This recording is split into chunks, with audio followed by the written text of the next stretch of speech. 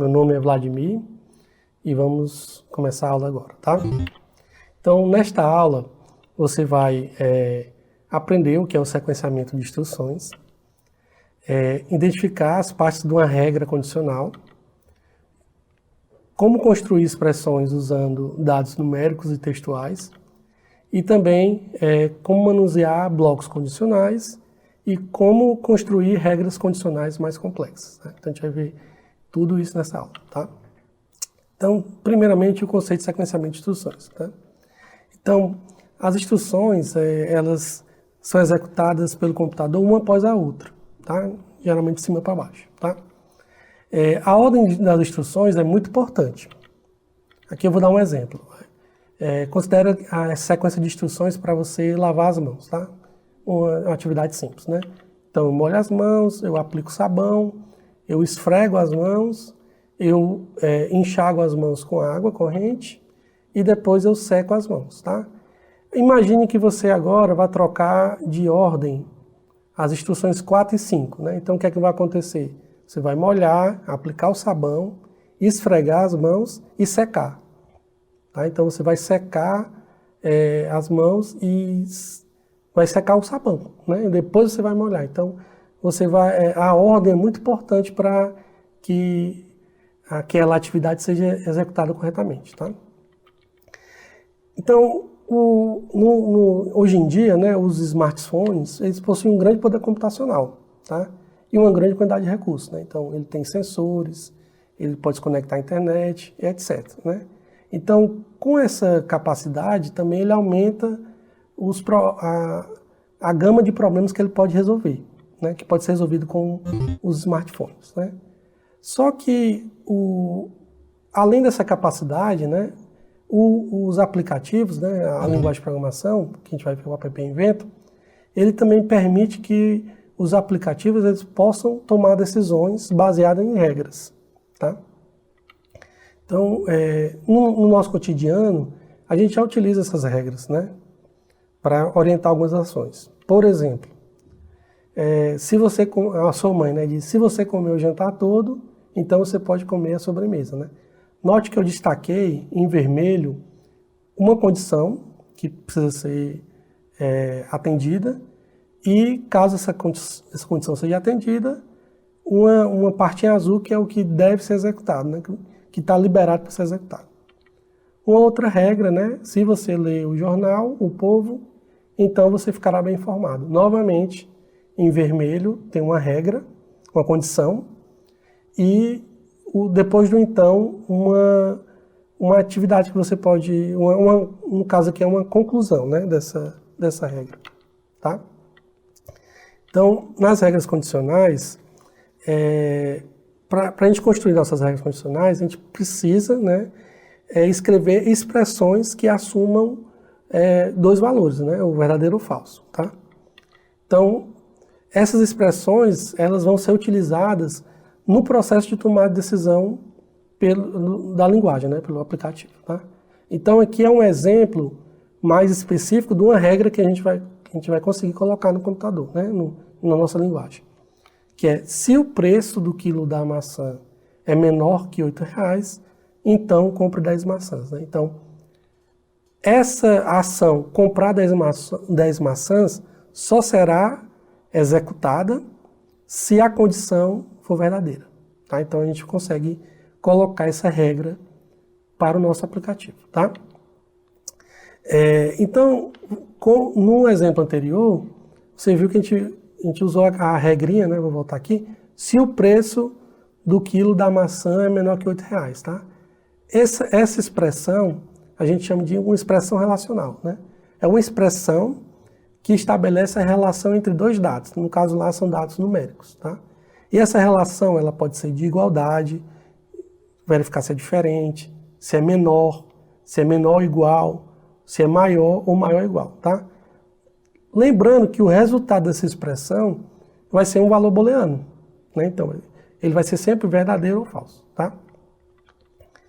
Então, aqui é um exemplo, eu vou mostrar como eu encontro esses blocos para construir uma expressão relacional, tá? Então, no app Invento, você pode ir nesse bloco matemática e, deixa eu colocar aqui o mouse, tem aqui esse bloco, não dá para ver o mouse, né? O bloco que tem um igualzinho, tá? Então, por exemplo, quando eu clico nesse bloco, na hora que ele tem um menu suspenso que permite que eu mude o comportamento desse bloco, né? Então ele pode ser aqueles testes que eu falei anteriormente, né, de relação, de igualdade, diferente, menor, menor igual, maior, maior igual, tá? Então aqui é um exemplo de uma utilização de uma condição, tá? Então, no caso aqui, né, eu tenho uma condição, né? Eu tenho uma caixa de texto na minha interface e se o valor que está naquela caixa de texto for maior do que 18 anos, 18, então eu posso dar uma mensagem que a pessoa é obrigada a votar, tá? Nesse exemplo aqui, eu coloquei esse bloco, esse se, mas mais na frente eu vou falar melhor dele, tá? Só para a gente ver a utilização de uma expressão relacional, tá? No bloco de texto, no tipo de dados textuais, eu também tenho um bloco que faz gera uma expressão relacional, que é esse comparar texto, e aí eu consigo comparar dois textos, tá? Aqui um exemplo de uma utilização, né? Então eu estou comparando se o texto da caixa de texto 1 é diferente de vazio, tá? Mais na frente a gente vai ver que a gente vai usar bastante condicional para verificar se os dados que o usuário está informando para o aplicativo estão corretos, tá? Então, agora a gente vai para o bloco de controle, tá? Então, eu vou lá na minha paleta blocos, internos, controle. Note quando eu clico nesse bloco controle, eu vou habilitar vários blocos de controle, né? Então, a gente tem o se então, o se então, se não, e um outro maior, o se então, se então, se não, tá? Eu vou me concentrar nos dois primeiros, tá? Então, o primeiro bloco é o bloco se então, né? Nesse bloco, ele possui dois encaixes. Como a gente viu anteriormente, o primeiro encaixe é para você encaixar uma expressão que retorna verdadeiro ou falso, tá? No caso, a gente encaixou uma expressão relacional. Na parte de então, eu vou encaixar um conjunto de instruções que deve ser executada se a condição for verdadeira, né? Então, eu posso encaixar uma condição, eu posso colocar uma condição para que cada instrução seja executada, tá? Então, aqui um exemplo, né? Como eu falei de verificação, eu estou comparando se a propriedade texto da caixa de texto é diferente de vazio, tá? E aí eu botei uma informação, tá? Só informei que ela não está vazia, tá? Então nós vamos ver agora o bloco se, então, se não, tá? Nesse bloco, você pode ver que tem três encaixes, tá? O primeiro encaixe vai ser uma expressão que ela deve retornar um valor verdadeiro ou falso. Se essa condição for verdadeira, eu vou executar as instruções que estão encaixadas na parte do então. Se a expressão for falsa, eu vou executar as instruções que estão encaixadas na parte do senão, tá? Aqui um exemplo, tá? Nesse exemplo, eu tenho um ajuste, né, na variável global para o valor 2 ou para o valor 3. Nesse bloco da esquerda, como eu encaixei o valor verdadeiro, eu vou ajustar o valor da variável global para 2. No bloco da direita, como eu encaixei o valor falso, eu vou executar o ajuste da variável global para o valor 3. Ok? Uma coisa importante para a gente, vale a pena falar, é que esses blocos que tem essa engrenagemzinha azul no canto superior esquerdo, são os blocos mutáveis, né? Então esses blocos mutáveis, você consegue encaixar, colocar novos encaixes. No caso do se então, eu posso encaixar um se não, e aí ele vai virar um bloco se então, se não, ou eu posso encaixar um se não, se. tá? Então, no fascículo tem uma explicação um pouco mais detalhada, tá? Dessa mudança, tá? Então vamos aqui para o nosso exemplo, né? Imagine que você quer comprar um conjunto de produtos. No caso aqui eu coloquei bananas e maçãs, né? No mercado. No entanto, né, com a alta de preço, você quer economizar e quer fazer uma lista de compras que depende do preço do produto, tá? Então eu coloquei essas duas regras.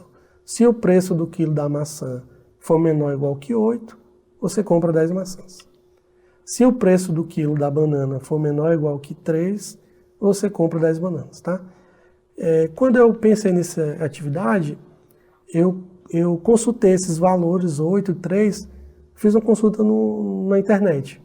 Preço do quilo daquele produto numa cidade, tá? Então, eu poderia fazer uma lista inteligente que pegasse esses valores através de uma consulta, tá? Eu coloquei um valor já fixo aqui, né? 8 para maçã e 3 para banana, tá? Então, note como é que eu vou transferir essas regras para o meu programa, né? Então, no caso aqui, eu vou ter uma regra que ele vai dizer o seguinte: se o preço essa variável global, né? Se o preço do quilo da maçã for menor que 8, eu vou comprar 10 maçãs, né? Então, eu vou ajustar o número de maçãs para o número de maçãs mais 10. Se o preço da banana for menor que 3, eu vou ajustar eu vou aumentar o número de bananas em 10, né? Incrementar em 10. Então, eu vou ajustar para o número de bananas mais 10, tá? Então, ó, considera esse caso, né? Imagine que eu fiz, no momento eu estou comprando, e naquele momento que eu estou comprando, o preço que eu vi no supermercado é 7, e o da banana é 2, né? Na hora que eu vou, o que é que a minha lista vai dizer? Como o preço do quilo da maçã no supermercado é menor do que 8, ele vai dizer para eu comprar 10 maçãs. E como o preço do quilo da banana está menor do que 3, ele também vai dizer que eu tenho que comprar 10 bananas, tá? Já nesse caso, o preço da maçã está acima do valor que eu desejo pagar, né? Que era 8. Então eu não vou aumentar o número de maçãs em 10 unidades, né? E também não vou aumentar o número de bananas em 10, porque o preço está superior ao limite que eu coloquei. E é isso. Até breve.